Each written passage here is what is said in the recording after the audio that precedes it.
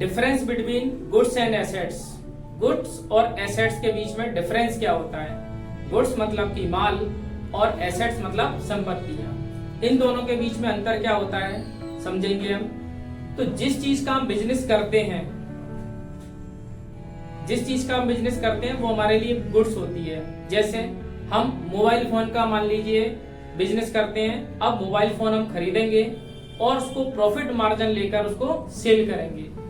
ठीक, यही हमारा बिजनेस है। तो मोबाइल फोन हमारे लिए क्या होगा? गुड्स होगा।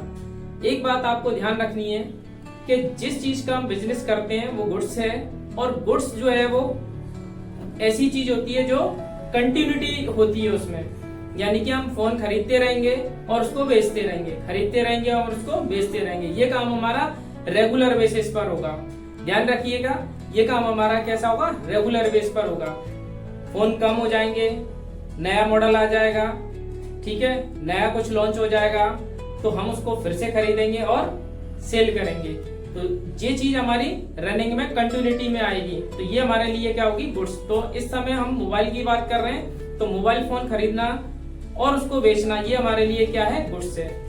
अब मोबाइल फोन को बेचने के लिए हम क्या करेंगे? अपनी व्यवस्थाएं जमाएंगे, ठीक है। उस व्यवस्थाओं को जमाने के लिए अब भाई फोन हम कहाँ रख के बेचेंगे? तो हम उसके लिए वेल फर्निश अच्छा फर्नीचर लगवाएंगे, बढ़िया कांच वांच का, ठीक। उसमें हम सजा के रखेंगे उसको, अपने फोन को, और बढ़िया सा काउंटर रखेंगे जिससे हम डील कर पाए अपने कस्टमर के साथ। बिल निकालने के लिए क्या है भाई, हमने इसको इतने का सेल किया है, प्रॉपर बिल देना पड़ेगा हमको। उसके लिए हमने प्रॉपर बिल के लिए एक मशीन ले रखी है, कंप्यूटर ले रखा है, लैपटॉप ले रखा है। तो ये हमारे लिए होगी एसेट्स।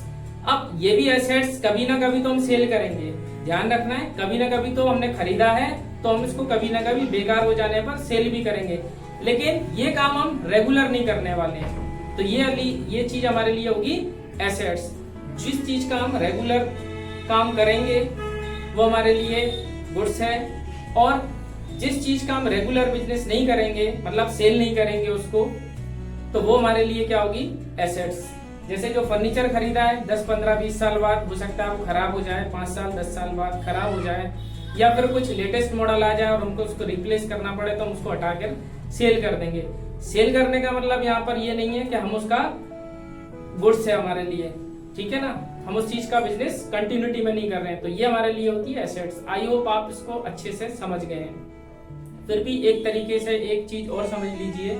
जैसे मान के चलिए हमने किसी से फर्नीचर खरीदा है, तो फर्नीचर, अभी तो हम बिजनेस मोबाइल का कर रहे हैं, तो फर्नीचर जब हमने खरीदा है तो हमारे लिए तो फर्नीचर क्या हो गया? एसेट्स हो गया।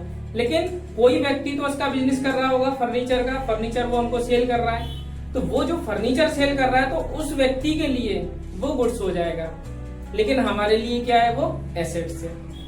अब मान के चलिए वो जो फर्नीचर वाला व्यक्ति था वो हमारे यहाँ से सेल फोन खरीद के ले गया, तो हमारे लिए सेल फोन सेल करना, मोबाइल फोन सेल करना क्या है? गुड्स। लेकिन उसके लिए क्या है? उसके लिए वो होगी एसेट्स, क्योंकि वो उस चीज का बिजनेस नहीं कर रहा है, वो फोन का बिजनेस नहीं कर रहा है। आई होप आप बहुत क्लियर तरीके से समझ गए हैं, और यदि नहीं समझ पाए तो इस वीडियो को आप दोबारा तीसरी बार देखिए। 2-3 बार देखेंगे तो आपको बिल्कुल क्लियर हो जाएगा, crystal clear. Thank you so much.